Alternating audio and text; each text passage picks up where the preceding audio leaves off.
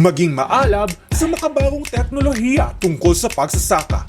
Marhay na aga Bicolandia, mayad na aga Catanduanes. Welcome po sa ating palay-aralan sa makabagong pagsasaka sa Himpapawid.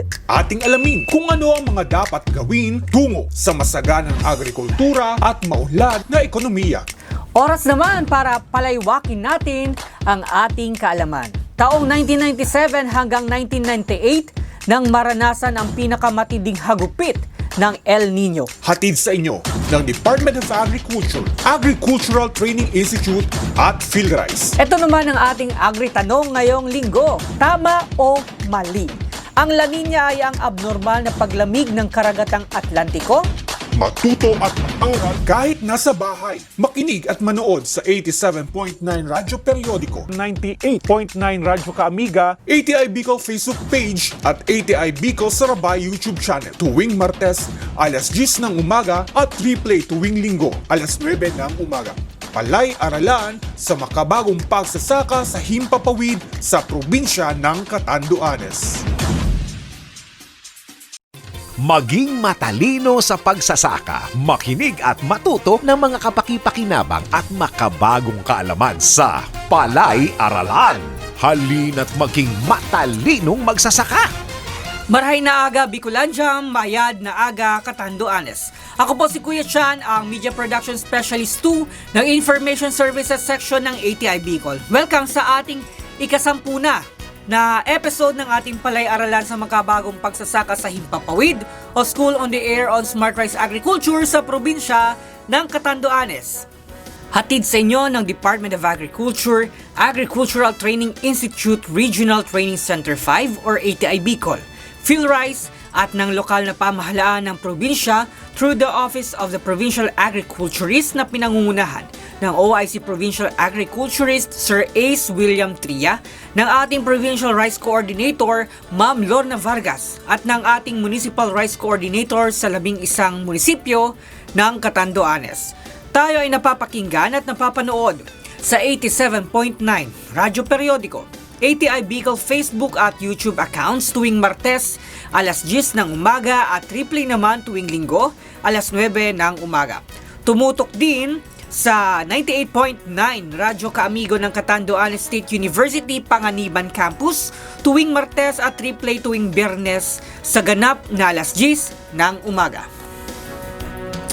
Isang oras na hitik sa kaalaman sa palay-aralan para alamin kung ano ang mga dapat gawin tungo sa masaganang agrikultura at maunlad na ekonomiya. Kumusta ang lahat? Naway lahat ay umaasenso at umuunlad. Magandang araw sa ating 2,500 rice farmer enrollees sa mga bayan ng Verac, San Andres, Caramuran, Pandan, Bagamanok, Panganiban, Viga, San Miguel, Bato, Baras, at bayan ng Higmoto. Salamat sa pagtangkilik at pagsuporta sa programa at adhikain ng kagawaran ng pagsasaka.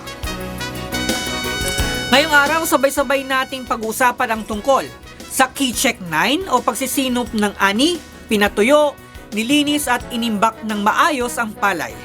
Pangalawa, ligtas at mabisang paggamit ng pestidyo at pangatlo, pamamahala ng damo at halo. Palay-aralan. Nagmamagaling si Magiting. Na-check daw na tumataginting ang kanyang kikitain ngayon sa palay. Jackpot daw siya dahil mula sa pagpili ng binhi hanggang paggapas at pag-iik ay sinubaybayan niya ang lahat ng dapat gawin. Pagmamayabang pa niya na doble alaga ang kanyang ginawa at buong puso ang pagsunod niya sa mga payo ng eksperto. Pero anong nangyari? Bakit nang bigasin na ang palay ay nangutim ito at kakaunti pa ang naging bigas? Sagana sa binlid at daraki ka nga.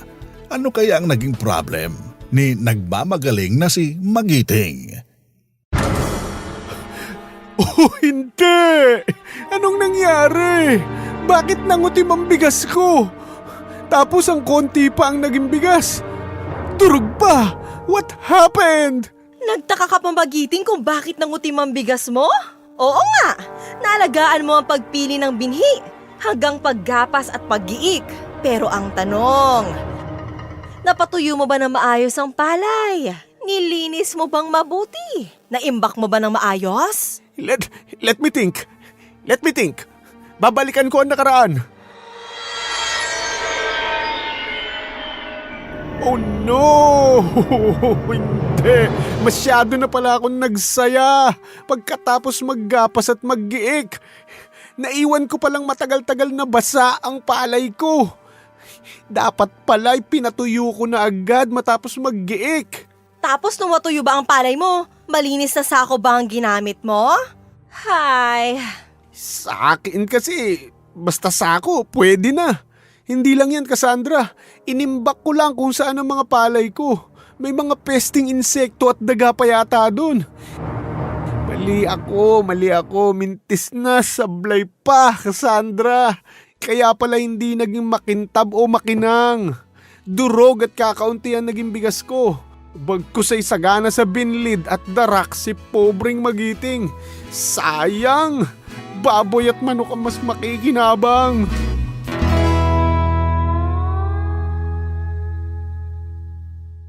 Lesson 10. Pagsisinop ng ani. Key Check 9. Pinatuyo, nilinis at inimbak ng maayos ang palay.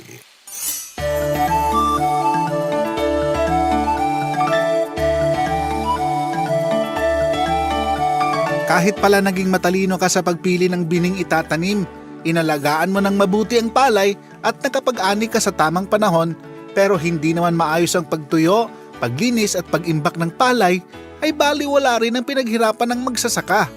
Totoong nasa huli ang pagsisisi. Paghantong din sa pangungutim, pagkadurog at kaunting bigas ang bagsak natin.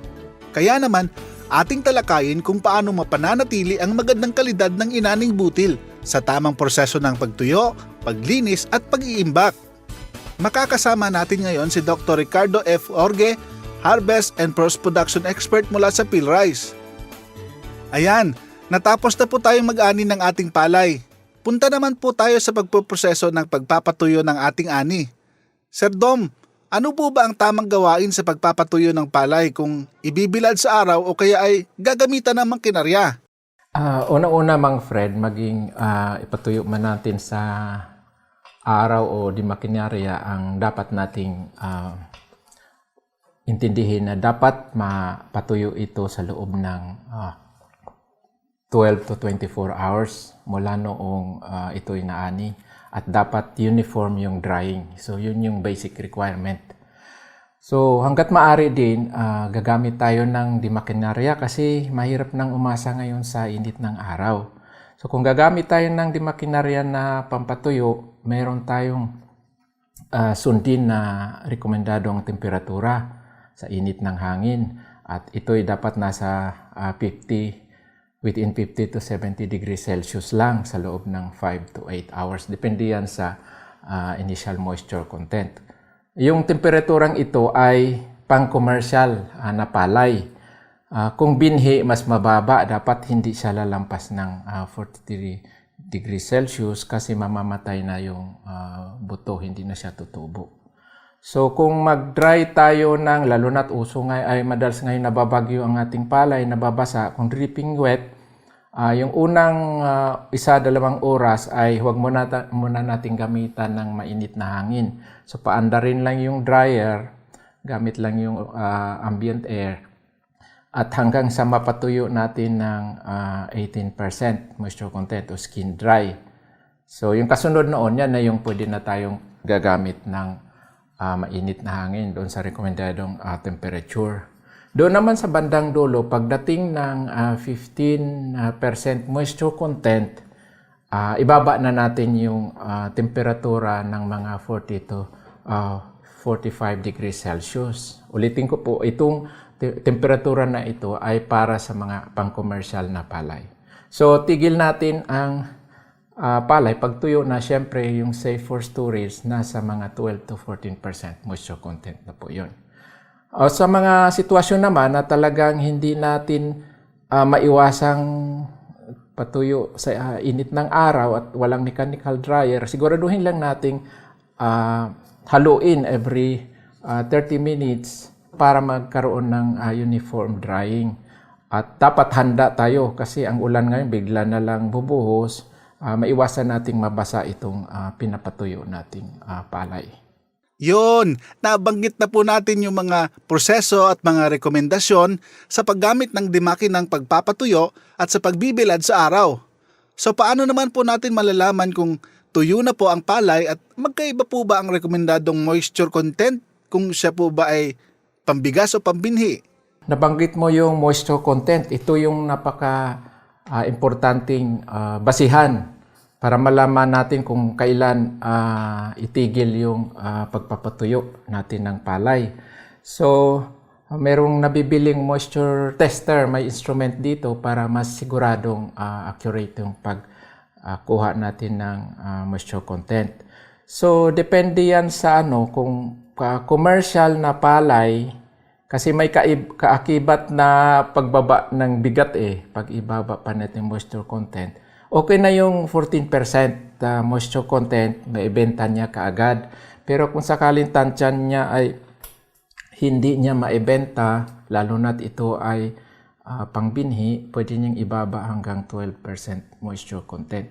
Para kung magtagal man ito ng konti ay maisiguro niya na sa panahon na bibilhin ito, nasa magandang kalidad pa rin, at kung pangbinhi man ito, tutubo pa rin yung binhi ng at least 85% germination.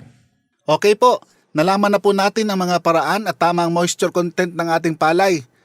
Ano naman po ang mapapayo natin sa ating magsasaka sa tamang paglilinis po ng kanilang inaning palay? Okay. So pag natuyo na, siyempre kailangan nating linisin ito kasi may marami pang impurities na tinatawag. So hanggat maaari, malinis din ito sa loob ng 3 araw kasi may laman pa itong mga putol na dayami, maaaring basa, na siyang magsisira doon sa kalidad ng natuyo na sana na palay.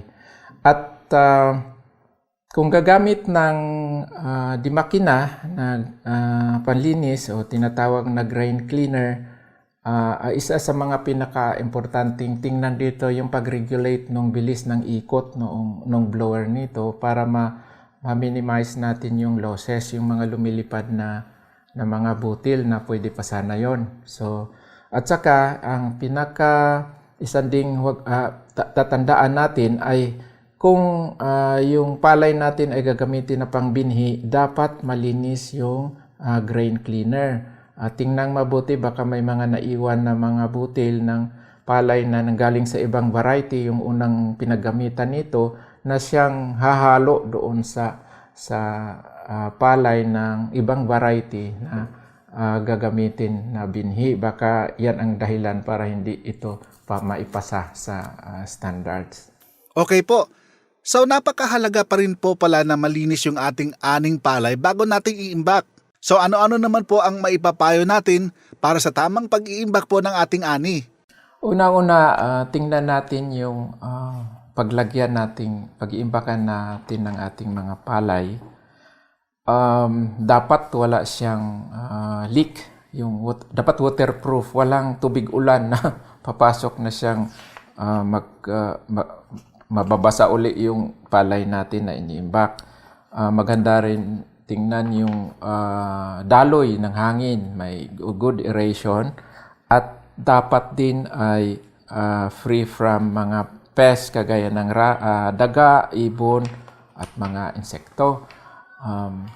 Tingnan din natin ay wala dapat ibang halo kasi baka may mga maihalong agricultural chemicals, fertilizers, semento doon sa lugar na kung saan doon tayo mag-imbak.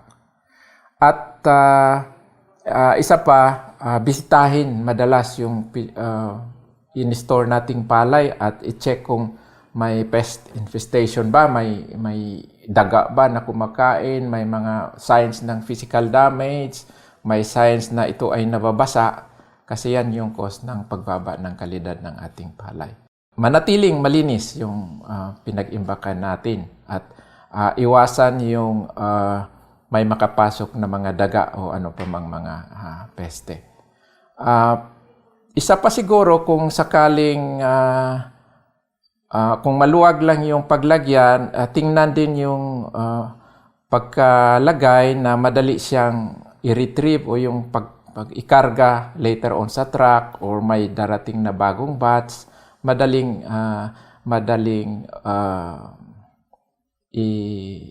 galawin yung mga sako ng palay. At ingatan na may magkahalo-halo na mga sako ng palay na nanggaling sa iba-ibang varieties. Yun siguro ang isang kailangang maalala ng ating mga magsasaka. Iyon po, napakarami po pala na kailangan pa nating gawin para mapanatili po natin yung kalidad ng ating ani. Sa kabuuan po, ano po ba yung mga kabutihang dulot na ang palay ay tama ang pagkakatuyo at malinis at tama rin po yung kanyang pag-iimbak?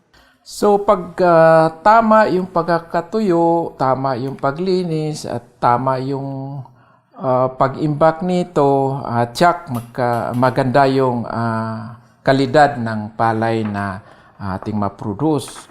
Mababa yung post-harvest losses at mamintina na maganda, mataas yung viability o yung dami ng butil na tutubo, lalo na gagamitin ito sa nabinhi. At sumatotal niyan, ang outcome niyan ay mataas na kita na magsasaka at maisiguro na maganda ang supply, mataas ang supply ng quality na rice sa ating bansa. Ayun po, napakainam po pala na masunod natin yung mga gawain natin sa pag-iimbak ng ating palay. So baka po may mga pahabol pa tayo na mensahe, lalo po sa ating mga tagapakinig at mga magsasaka po dito sa ating bansa. Napakahalaga po ng pagsisinop ng ani. Mapatuyo natin ng maayos, malinis at iniimbak natin ng maayos ang ating palay, lalo na ngayon na may yung tinatawag nating climate change. Nandyan yung malalakas na bagyo, nandyan yung tuloy-tuloy na ulan, nandyan ang La Nina. Kaya huwag nating kalimutan na dapat mula nung pagkaani, mapatuyo natin ang palay sa loob ng 12 to 24 hours mula nung pagkaani. At dapat uniform yung pagpatuyo. At maibaba yung moisture content ng 12 to 14% para safe ito na i-imbak. At siguraduhin kung gagamitin ito sa palay, hindi din bababa sa 85% yung germination rate.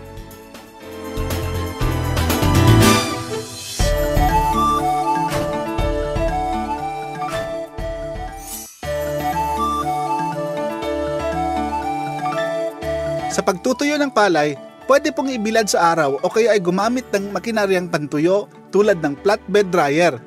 Tiyakin lang natin na hindi sobra o kulang sa tuyo. Kung hindi maiiwasang magbilad sa araw, siguraduhin nahahalo ng sapat at tama ang mga butil. Mas mainam din kung may sapin na lona o trapal para hindi nakalapat sa simento ang butil, lalo na kung ito ay pambinhi. Sa paglilinis naman ng palay na pambinhi, tiyaking ganap na ang pagkatuyo ng mga butil bago linisin. Maaaring gumamit ng blower o seed cleaner upang mahiwalay ang mga butil na walang laman, magaan, buto ng damo at anumang dumi. Siguraduhin mo rin na bago at malinis ang sakong paglalagyan ng nalinis na mga butil pambinhi. Kung iimbakin naman, isalansan ang binhi sa malinis na bodega o imbakan. Dinadaluyan ang hangin at walang mga pesting insekto at daga. Kailangan mo rin ng paleta na pagpapatungan ng mga nakasakong binhi.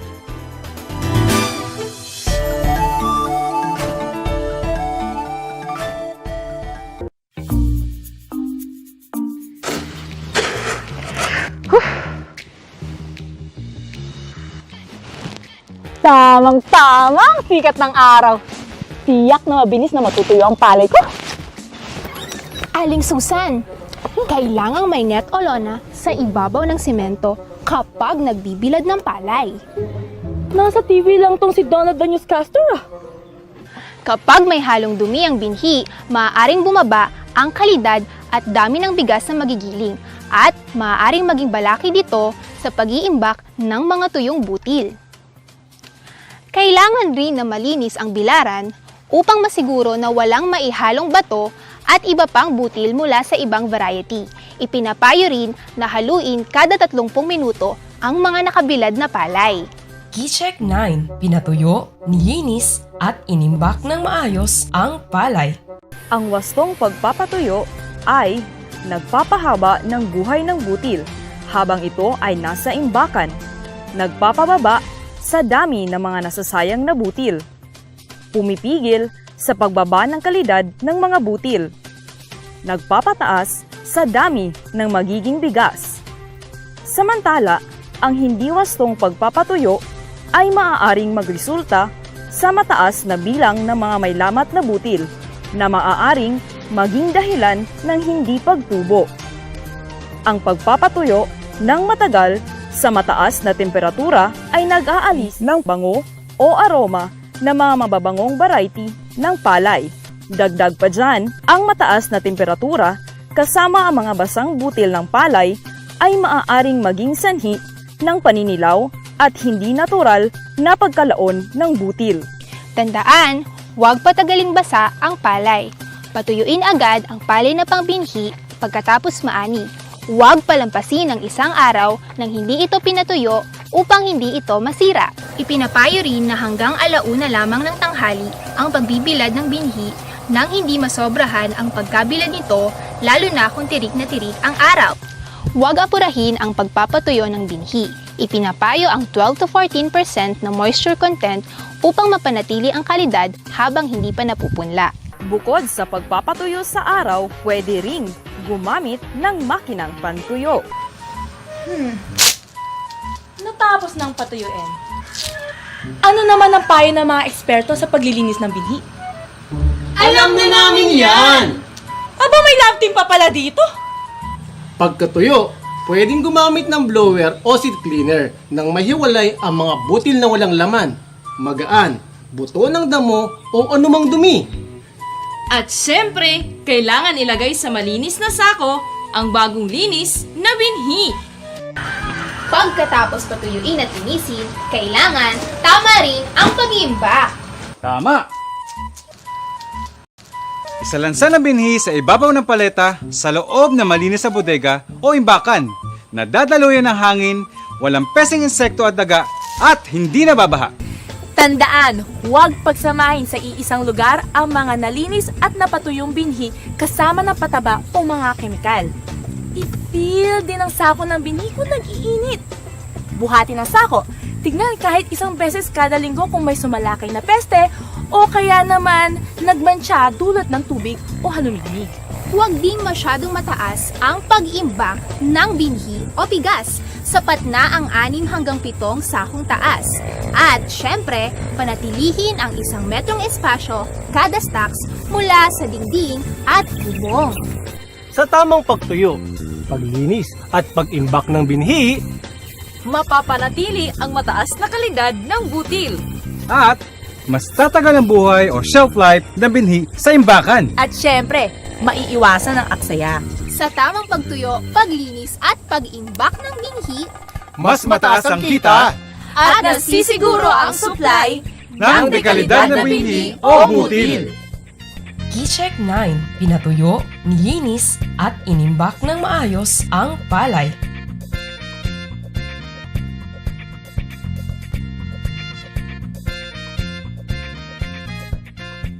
Palay Aralan. Palaywakin natin ang ating kaalaman.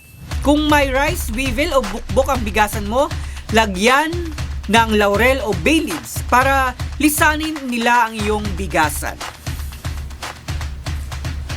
Agri-tanong. Ano ang tamang moisture content sa pag-iimbak ng binhi? Ano ang tamang moisture content o MC sa pag-iimbak ng binhi?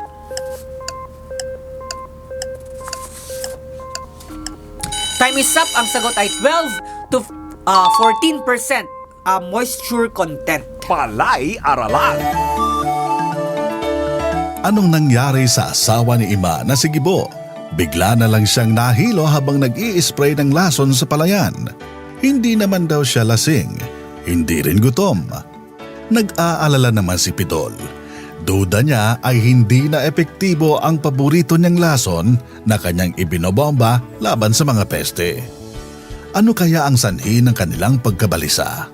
Tunghaya ng malaman. Anong nangyari sa forever kong sigibo? Nahihilo, nagsusuka, sinisikmura at nanlalabo ang kanyang paningin. Nag-i-spray lang naman siya ng lason sa bukid kanina. O Gibo, napano ka?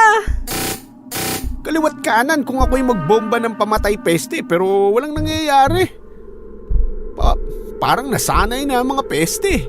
Manhid na at wala nang epekto ang lason sa mga lintak na ito. Ima, maaaring unti-unting nalalason ang asawa mong si Gibo sanhi ng pestisidyo. Baka kasi wala siyang damit pananggalang nung nag-spray siya. O kaya, mali ang kanyang paraan ng pagbomba ng pestisidyo. Mali? May tama pa bang paraan ng pagbomba? Ang alam namin ay basta na lang ini-spray yon.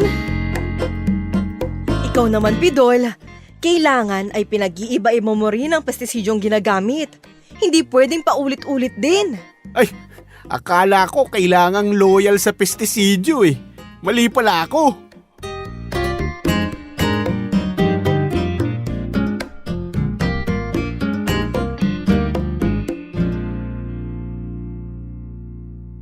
Lesson 11. Ligtas at mabisang paggamit ng pestisidyo.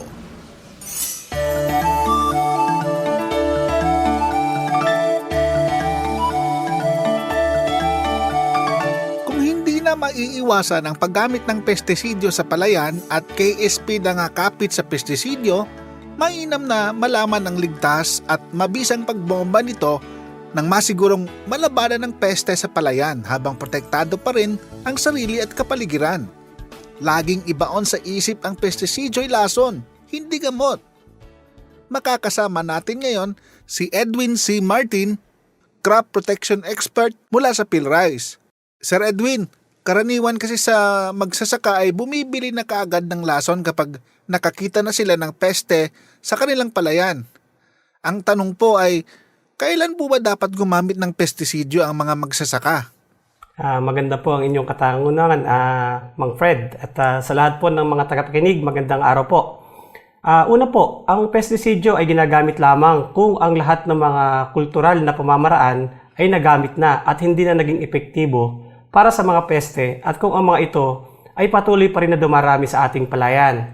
Kaya upang mapigilan ang mga mapinsalang epekto ng mga peste sa palayan, ay dapat gumamit na ng pestisidyo. Subalit, ating pong tandaan na ang paggamit ng pestisidyo ay dapat pinakahuling option lamang para masugpo ang mga peste sa ating palayan. Yun, nabanggit nyo po yung epektibo. Ano-ano po ba ang dapat sundin ng masigurong epektibo ang paggamit ng mga pestisidyo? Upang masiguro po ang epektibo at ligtas ang magagamit natin na pestisidyo, gumamit lamang po ng mga pestisidyong rehistrado ng Fertilizer and Pesticide Authority o FPA mula po sa mga lisensyadong tindahan. Huwag nating tangkilikin ang mga smuggled, mga peke at illegal na mga pestisidyo kahit na mga ito ay mas mura at ang iba ay may magandang botelya, bag at etiketa. Ang mga ito hindi dumaan sa pagsusuri ng FPA kahit maaaring hindi ito mabisa para sa ating pananim at delikado pa sa ating kalusugan. Ang paggamit ng chemical na pestisidyo ay dapat gawin sa tamang pamamaraan at oras o panahon. Ang uri na gagamiting chemical na pestisidyo ay kinakailangang naangkop sa klase ng pesteng paggagamitan nito. Halimbawa, para sa pesteng insekto, gumamit ng insecticide. Sa amag, fungicide. At sa mga damo, herbicides.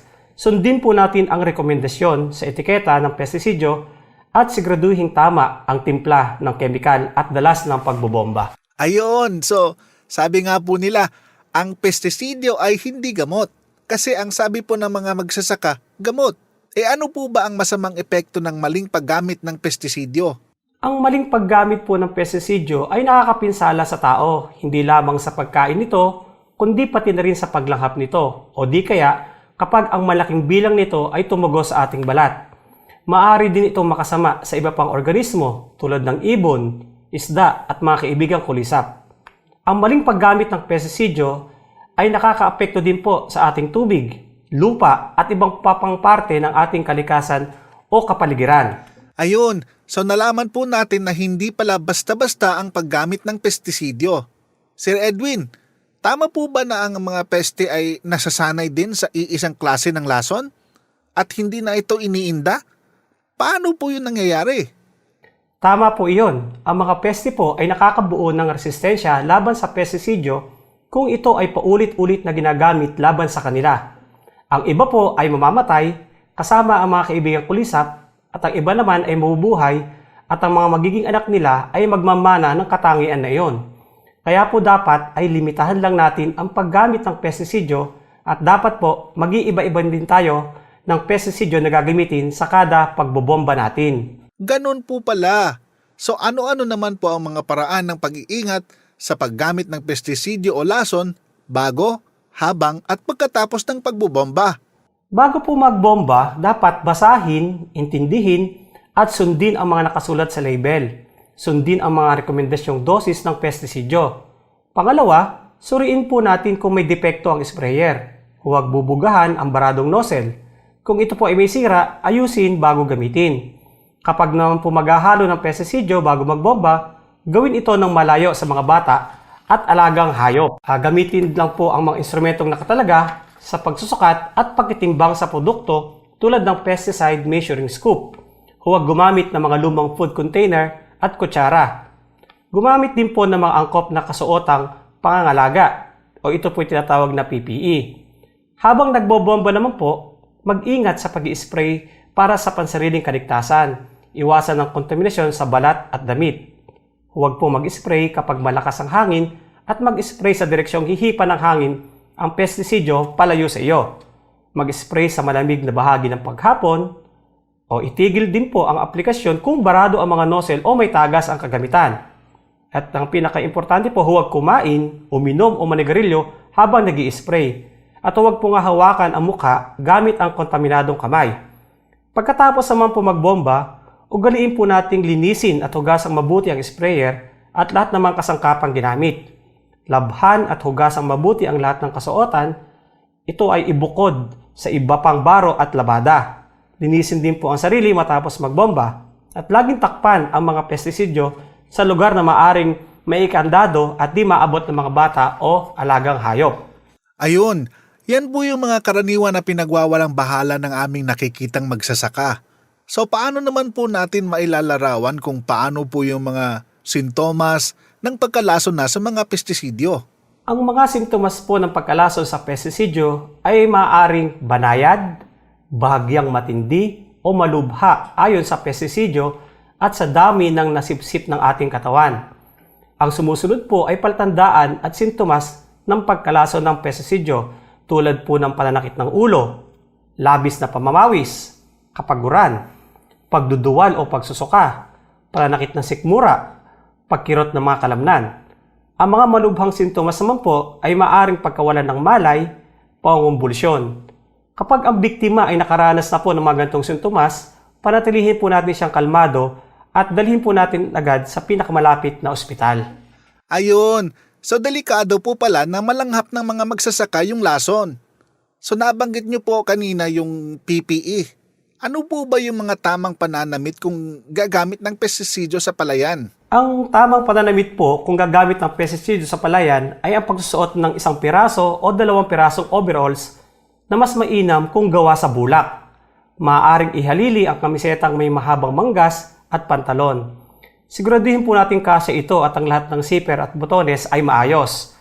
Ang sobrerong gagamitin po ay dapat gawa sa material na sapat ang bigat para maiwasan ang mga pestisidyo na makaabot sa follicles ng ating buhok. Tiyaking tama ang sukat nito at natatakpan ang noo. Ang mga bota po ay dapat matibay hanggang gitna ng binti at magsuot ng pantalon sa ibabaw ng mga bota upang hindi makapasok sa loob ng bota ang anumang tatagas na pestisidyo. Ang guwantes po ay dapat isuot sa ibabaw ng manggas ng kamiseta.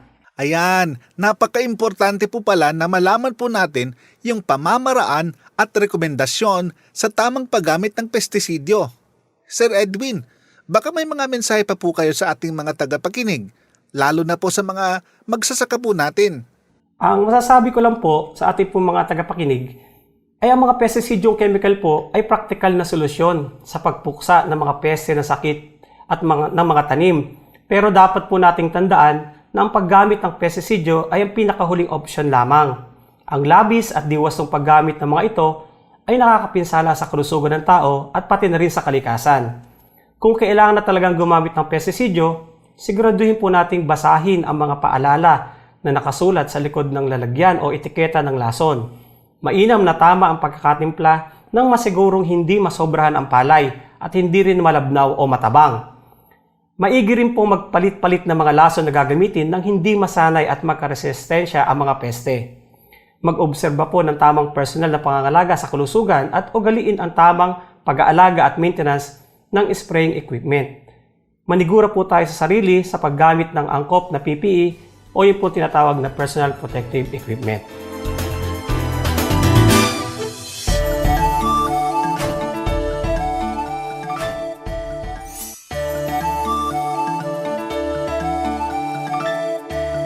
Kung kailangan na talagang gumamit ng pestisidyo, siguraduhin basahin ang mga paalala na nakasulat sa likod ng lalagyan o etiketa ng lason. Mainam na tama ang pagkakatimpla nang masigurong hindi masobrahan ng palay at hindi rin naman malabnaw o matabang. Tandaan, ang paggamit ng pestisidyo ay pinakahuling opsyon lamang. Bantayan at pangalagaan ng mga kaibigang kulisap upang sila ang maging kaagapay sa pag-aalaga sa palay. Maigi ring pagpapalit-palitin ang mga lason na gagamitin nang hindi masanay at magkaresistensya ang mga peste. Kapag nasanay sila, ay wala ng epekto ang pestisidyong dapat ay pumapatay o lumulumpo sa kanila, maski gaano kabagsik ang pagkakatimpla. Pangalagaan din natin ang ating sarili at kapaligiran sa tuwing gagamit ng pestisidyo.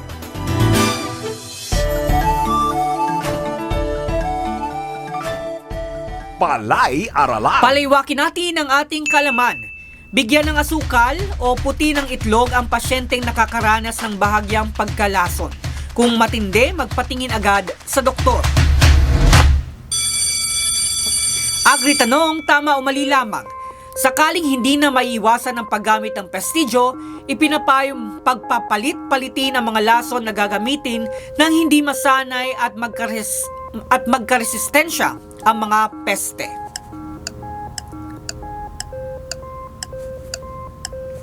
Time is up. Ang sagot ay tama. Palay-aralan. Napagod si Sentong sa pagtatanggal ng damo at halo sa kanyang palayan. Habang nagpapahinga, ay napapanaginipan ni Sentong na kausap niya ang kanyang pinakamamahal na palay. Gusto ko ako lang! Ayaw ko ng kaagaw! Galit ako sa pasaway! Ayaw ko ng ibang halo! Kung mahal mo ang palay mo, itumba mo dapat ang mga halo at damo! Ikaw lang naman talaga, palay ko. Sigurado ka? Oo naman. Hay naku, Sendong! Huwag ka ngang mambola! Kitang-kita ko yung sinademi damo! Nakikiagaw sila sa mga dapat na sa akin lamang! Hindi mo naman inaalis lahat ng halo at damo! Hindi lang yan! Namamayagpag pa rin yan si Mariang Halo! Ibang variety ng palay yan eh! Di ko siya kauri! Bakit siya andito? Kaya ako nanghihina at di lumalaki na maayos dahil ang dami kong kaago sa pagkuha ng pagkain at tubig na dapat ay akin lamang. Kulang talaga, Sendong, ang mga nakukuha kong pagkain. Kulang ang malasakit mo sa akin. Huwag kang manghina, palay ko. O hindi!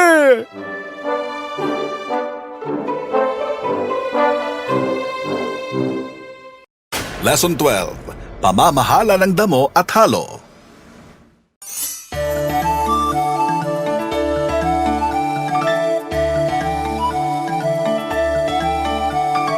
Aabot sa 90% ng inaasahang ani ang maaaring mawala kung mapabayaan ng mga damo. Ibig sabihin, 10 kaban na lamang ang pagtsitsaga ang ani sa halip na 100 sako kada ektarya kung minalas-malas ka. Bukod sa damo, malaking kabawasan din sa ani ang mga halo sa palayan, tulad ng ibang variety ng palay bukod sa sadyang nakatanim na palay, lalo kung naiiba masyado ang mga katangian nito. Ang damo ay itinuturing din na peste sa palayan. Para talakayin ang usapang damo at halo, makakasama natin ngayon si Ginoong Dindo King M. Donaire, Weed Management Expert mula sa PhilRice. Sir Dindo, karamihan po kasi ng magsasaka ay binabaliwala ang mga damo sa kanilang palayan. Ano nga ba ang negatibong epekto sa palayan kapag madaming damo o halo sa palayan? Mang Fred, unang-una sa lahat ay batiin ko muna ang ating mga tagapakinig. Magandang araw po sa ating lahat. Sa unang tanong po ay ano ang mga negatibong epekto ng mga damo sa ating mga palay kapag sila ay nandun na? Okay. Unang-una kapag marami pong masyadong damo sa ating bukid, mula po sa bata pa ang ating palay hanggang tumanda po ating palay at hayaan lang po natin silang tumubo, ito po ay maaring magdudulot ng pagbaba ng ani ng ating mga palay na hanggang 90% dahil po sa kompetisyon nito sa sustansya, sikat ng araw at tubig. 90% po ibig sabihin po kung sa isang hektarya tayo po iaani ng 100 na sako, 90% po doon ay pwede pong mawala sa ating ani. Ibig sabihin 10 na lang pong maiiwan. Damo pa lang po yun. Pangalawa ay ang negatibong epekto ng mga damo ay nakapagpababa sila ng halaga at kalidad ng ating mga inaning palay dahil sa kontaminasyon ng kanilang mga buto. Pangatlo, sila po ay nagsisilbing pugaran ng iba't ibang uri ng sakit, insekto, daga at iba pang peste sa palay.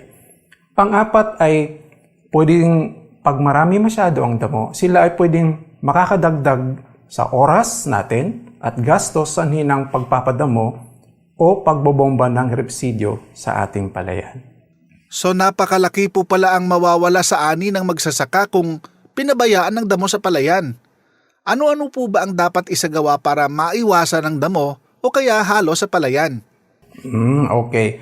Gumamit ng mga malinis at may mataas na kalidad na binhi upang tayo po ang ating mga magsasakay makakaiwas sa kontaminasyon at pagkakaroon ng mga buto ng mga damo sa ating bukid.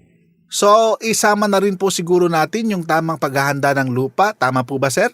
Maaari din po nating isama yon. Pero ang pinakaunang depensa po talaga natin para makaiwas tayo sa kontaminasyon ng mga buto ng damo ay ang paggamit po talaga ng malinis at di kalidad na binhi na akma sa ating lugar. Kailan po ba sinasabi na pinakamapaminsala ang mga damo sa palayan? Okay. Ang mga damo, kung maraming damo sa ating bukid, ay magiging mapaminsala sila mula po sa ating pagtatanim, sa unang araw na ating pagtatanim hanggang 40 dias o 40 araw, 40 days mula po sa transplanting hanggang sa direct seeding po ng ating mga palay.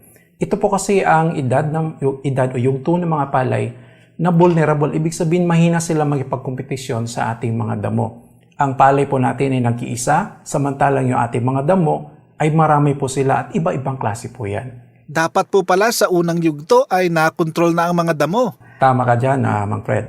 Pero kung buntis na po ang palay, maaari po bang mag-spray ng kontradamo sa palayan? Unang-una, Mang Fred, ang ating mga kasaka, unang-una ay tingnan muna natin ang ating bukid kung marami bang damo. Kung meron namang damo, ay suriin po muna natin kung gaano sila kadami. Baka naman pa isa-isa lang. Baka pwedeng bunutin na lang po natin. O di kaya hayaan na lang po natin kung sila naman po ay maliliit lang. So hindi po kailangan na mag-apply agad tayo ng ating mga pandamo. At saka itong edad na rin po na ito, yung pagbubuntis, ay delikado na rin po ito. Parang tao po din po ito. Delikado na po ito na mag-spray ng ating pandamo dahil maaari pong maapektuhan yung ating nagbubuntis na palay. Ayun, so hindi na po nire-rekomenda kapag buntis na yung ating mga palay. Punta naman tayo sa mga halo sa palayan. Ano-ano po ba ang mga palatandaan na may halo ang ating mga palay? Unang-unang palatandaan po natin sa ating palayan kapag may mga halo ay makikita po natin directly, visually, na ang ating mga palay ay meron pong makikita natin mga matatangkad. Naiiba yung kanilang kulay. Naiiba yung mga suwi. Dami ng suwi. Meron yung iba na kukunti. Meron yung masyadong madami. Pinakamadali po talaga makita ay yung height o tangkad ng naiibang palay o mga naiibang damo, kulay ng dahon, anggulo ng pinakahuling dahon o flag leaf, at saka yung kanilang bunga mismo, yung grain. Yung iba ay may sungot. At yung sungot pa ay merong kulay. Karamihan sa kanila ay pula. Sir Dindo, ano-ano po ang marerekomenda ninyo para sa pagtatanggal ng damo at halo sa palayan? Paano po ba natin sila pamamahalaan? Okay, una-una ulitin ko po ang pamamahala po natin ng ating damo ay unang-una gumamit po tayo ng dekalidad na binhi. Ang dekalidad na binhi, ulitin ko po, or with quality na binhi ay makakatulong po ito na mabawasan ang pagkakaroon o pagdami ng mga damo sa bukid. Ang dekalidad na binhi ay makakaasa tayo na malinis, walang halo, uniform at marami ang tutubo. Ito ang pinakaunang depensa nating pagdating sa pag-iwas ng mga damo. Pangalawa ay siguraduhin po natin na matipuno at mabulas ang mga itatanim nating mga palay. Ito ay upang madaling lumaki at makakatulong na makipagsabayan sa mga tumutubong damo. Pangatlo ay linisan po natin mga pilapil. Pangapat ay ugaliin po natin ang good land preparation o magandang paghahanda. Alam niyo po mga kasaka ay ang araruhin at patagin ng maayos ang lupa sa bukid. Huwag po nating hayaan na may mga nakaumbok na lupa dahil ito po ang tutubuan ng mga damo. Panglima ay practice po natin ang good water management. Dapat po ay ito po ay may karelasyon po sa good land preparation. Okay, kaakibat nito ang good land preparation at ang bukid na may maayos na level ng tubig ay nakakatulong din po na maiwasan ang pagtubo ng damo.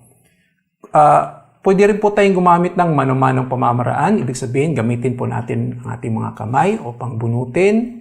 Itapon po natin ang ating mga damo doon sa mga gilid. Patayin po natin. Pwede rin po tayong gumamit ng mga mechanical na pamamaraan tulad ng paggamit ng rotary breeder. Pwede rin po nating i-enhance. Gamitin po ang ating mga biological control. Halimbawa, asola. Ito po ang mga asola. Ito po ay isang uri ng halaman.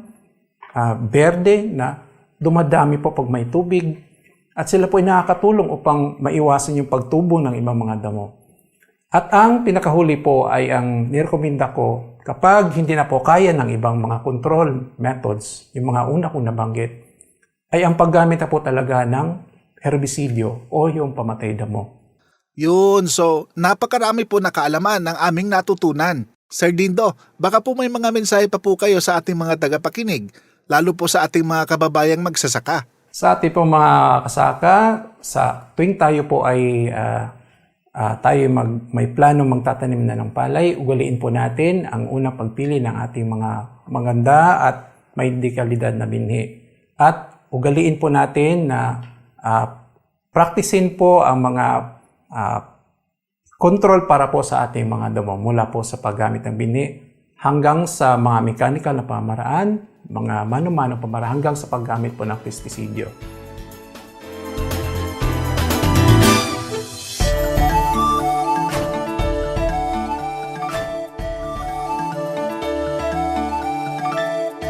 Importante talagang walang damo o halo ang ating palayan, lalo kung pangbinhi ang ating tanim.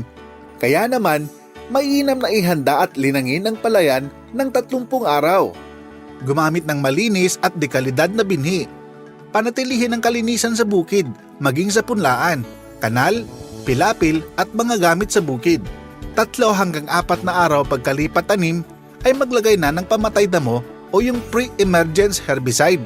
15 araw naman pagkalipat tanim ay magbomba na ng post-emergence herbicide. Kung may nakalusot pa ring mga damo, maaaring bunutin ng mga natitira pang damo o kaya ay gumamit ng mechanical weeder. Samantala, bunutin na agad ang mga palay na wala sa linya 20 araw matapos maglipat tanim.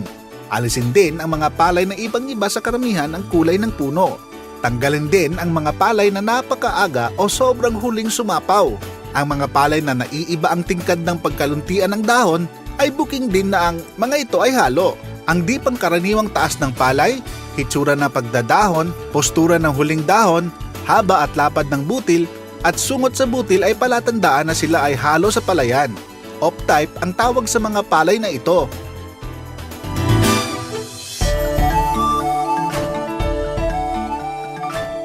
Palay-aralan. Paliwakin natin ang ating kaalaman. Alam mo bang ang pangalang Ana ay palay ang ibig sabihin? Sa salitang Sanskrit, sa dakong India. Ana ang tawag sa rice. So yun pala yung tawag nila sa India, ana. Agri-tanong, tama o mali? Aabot sa 90% na inaasahang ani ang maaaring mawala kung mapabayaan ang mga damo. Tama o mali?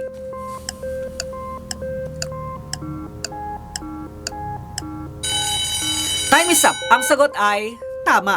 Palay Aralan. Yan, natutunan natin ngayong araw ang pagsisinop ng ani, Keycheck 9. Ligtas at mabisang paggamit ng pestidyo at pamamahala ng damo at halo.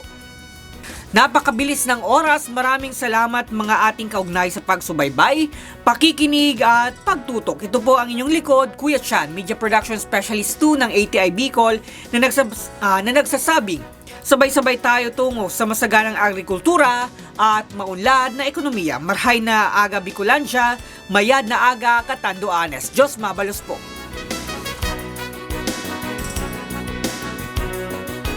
Oh, ayan, may bago ka ng alam. Lahat yan natutunan sa Palay Aralan. Maging handa sa anumang hamon ng panahon. Kaya't ibahagi na ang mga natutunan. Pero mas maganda, imbitahan mo na sila sa susunod na enrollment para magkasama na kayo. Hatid sa inyo ng DA at sa pakikipagtulungan ng ATI at PhilRice. Tandaan, maging matalinong magsasaka sa Palay Aralan.